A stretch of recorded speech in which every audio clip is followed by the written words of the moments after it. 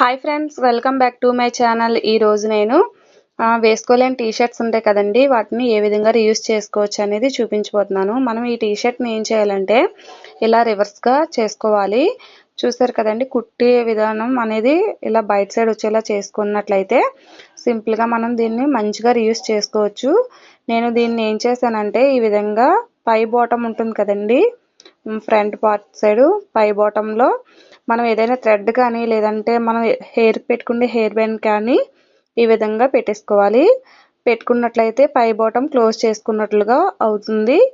దాని తర్వాత మనం మళ్ళీ రివర్స్లో ఇలాగా ఒక సంచిలాగా మనం చేసుకున్నట్లయితే మన దగ్గర ఏమైనా సరే వేస్ట్ క్లాత్లు కానీ వేసుకోలేని డ్రెస్సెస్ కానీ ఏమైనా బట్టలు కానీ మనం ఈ విధంగా మొత్తం ఇందులో వేసేసుకోవచ్చు. ఇలా పెట్టేసుకున్న తర్వాత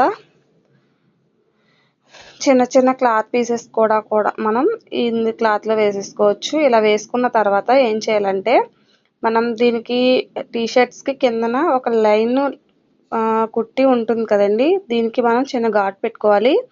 ఈ ఘాట్ పెట్టుకున్న తర్వాత దీన్ని మనం చూసారు కదా, ఈ విధంగా ఘాట్ పెట్టుకున్నట్లయితే మన దగ్గర ఇటువంటి థ్రెడ్స్ ఉంటాయి, లేదంటే మన దగ్గర ఓన్గా ఏమైనా థ్రెడ్స్ ఉన్నా పర్వాలేదు.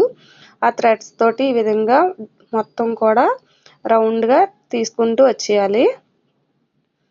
మొత్తం థ్రెడ్ అంతా కూడా ఈ విధంగా ఎక్కించుకున్నట్లయితే సింపుల్గా మనం దీన్ని ఈ విధంగా క్లోజ్ చేసుకోవచ్చు.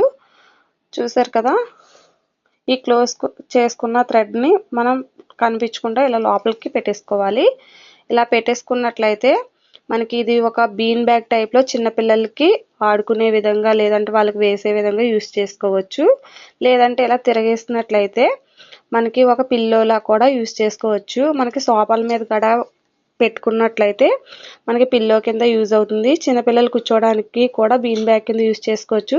చూసారు కదండి, ఈ విధంగా నేనైతే యూజ్ చేశాను. వీడియో నచ్చితే లైక్